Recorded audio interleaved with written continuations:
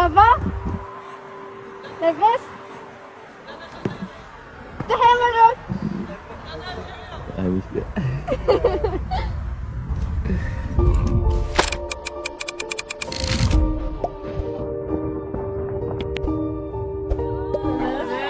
هاي ماروكو وهاي الجزائر.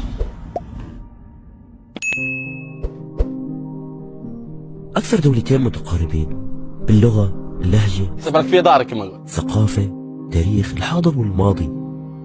دولتين فيهم من الموارد ما بيجعلهم دول عظمى، ولو اتحدوا راح تكون قوة مخيفة لأوروبا. بتشاركوا بالحدود، تقدر تعبروا الحدود من ليبيا لتونس ومن تونس للجزائر، ولكن لما توصل لهون حدود الجزائر والمغرب تلاقيها مغلقة، ولو حاولت تطلع بالطيارة لازم تروح على دولة ثالثة ومنها للمغرب. المغاربة ما بيحتاجوا فيزا للجزائر، وكمان الجزائريين نفس الاشي. شعوب بيحبوا بعض كثير رغم اللي بنشوفه احيانا من تشويه على السوشيال ميديا.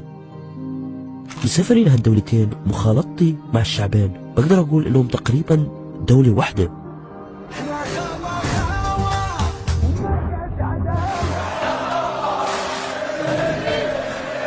وخاوة معناها إخوة، ولكن ليش حدودهم مغلقة؟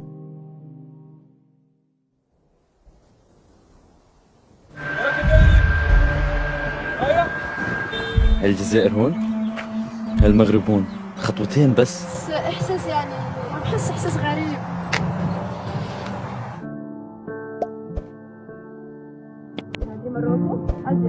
هذه مروكو، هذه ألجيريا. حدود الجزائر والمغرب، هون هو الحدود. اوكي، شايفين اللوحة اللي خلفي؟ هاي حدود الجزائر المغرب، طلعوا اللوحة. هاي مدينة وجدة هيك، ولكنها مغلقة. هذا ايش اللي قدامنا؟ المغرب. نحن عند في الحدود الجزائرية المغربية. في ناس هنيك. يعني نحن عم نشوف سيارات في المغربية عم تمر من الجهة الثانية. كثير إحساس غريب.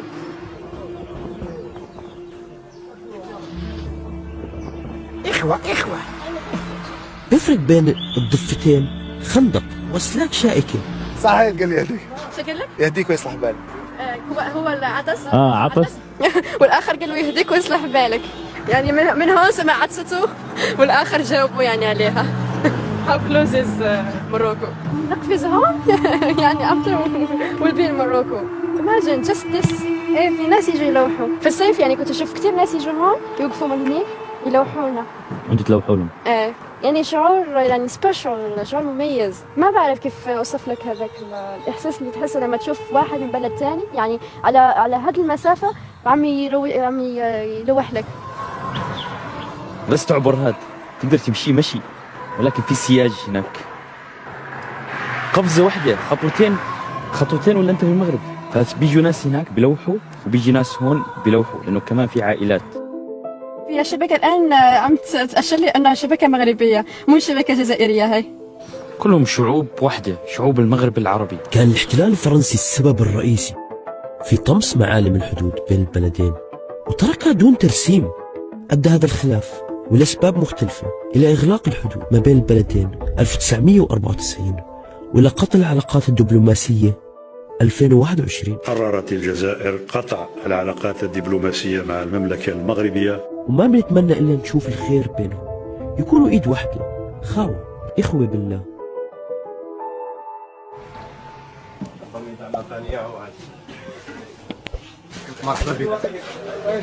مرحبا بك خويا، تفضل.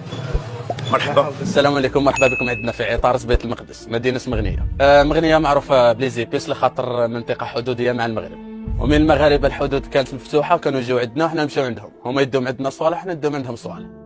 عادي جدا، تحسب كما نقولوا بلد واحد، ما كانش يفصل بيناتهم حدود، تدخل عادي جدا، تحسب راك في دارك كما نقولوا. تفطر هنايا تسقى لهيه، تسقى لهيه تفطر هنا عادي جدا. دروك شو هي العلاقات هذه اللي توترت سياسيا ما بين الشعوب بقاو خوت، هذه العلاقات توترت سياسيا كيغلقوا ما كاش اللي يفوت. كما قلت لك كانت عادي جدا العبور. ومرحبا بكم عندنا حيث الجودة والثمن. وبيت المقدس بيتكم هذا كما يقولوا حانوتكم، احنا غير مسير. كان في تجارة بين الحدود المغربية والجزائرية قبل ما تغلق، وكانت قبل 4 أو 5 سنين. يعني كان في ناس تقدر تدخل وتطلع بس يعني طريقه غير رسميه، فراح تلاقي هون كثير من البهارات، محلات البهارات في سوق مدينه اسمها مغنيه جنب الحدود. طاجين مغرب. طاجن هي اصلا عباره عن هذا، شايفين هاي اللي زي القدره شكلها، بس هي ما هي قدره، هي اسمها طاجين. ها، فاي اكل بتنحط فيها تسمى طاجين. قرب مدينة مغنية مدينة تلمسان، مدينة ساحرة وتاريخ عريق. اوكي، احنا بعد ما خلصنا من الحدود وصلنا على مدينة تلمسان. مدينة تحسها طابعها مختلف عن وهران. انت بتمر هيك في وسط المدينة، تلاقي الاسواق والناس، نبض هالمدينة، فيها حياة هالمدينة.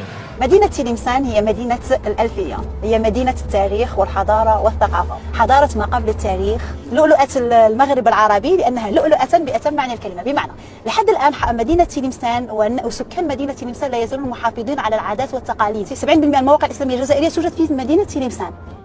فيها المغارة العجيبة. هذا مدخل مغارة. المغارة هاي واحدة من الأكبر في العالم.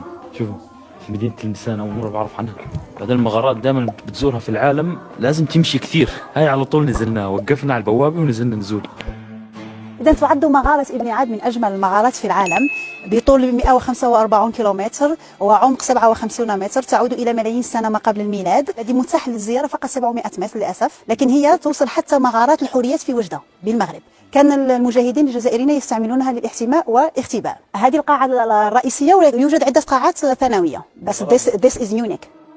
نحن هنا في مركب العباد الذي يوجد به ضريح الولي صالح سيدي بومدين، وشارك في الحروب الصليبية مع صلاح الدين الأيوبي. مرحبا بك ولدي في حي العباد، مكان تاع العباده وين كاين الضريح تاع سيدي بومدين، ها راه من هنا. المسجد الذي بني في 1338 remains in good state. عاصمه المغرب الكبير تلمسان، كاين فاس وكاين القيروان في تونس.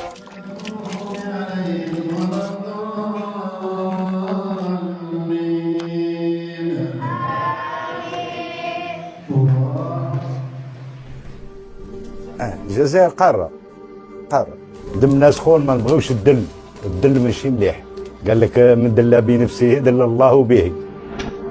وحكمت الدولة الزيانية الجزائر لمدة 3 قرون من القرن 13 إلى القرن 16. يعني هنا شعار الدولة الزيانية العز القائم الملك الدائم لله، مكتوبة بالخط العربي. مثلا الغرناطة في شعارهم كان لا غالب إلا الله.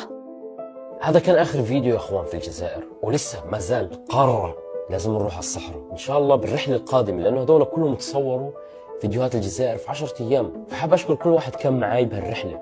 إذا بدكم نروح على الصحراء في الشتاء، خلينا نشوف نقدر نوصل الفيديو 400,000 لايك، ووعدكم راح أروح إن شاء الله. كمان اللي كانوا داعمين لنا في الرحلة هاي هم ابداميك ساوند، وإحنا استخدمنا كثير من الموسيقى والمؤثرات الصوتية اللي عندهم المكتب الضخم.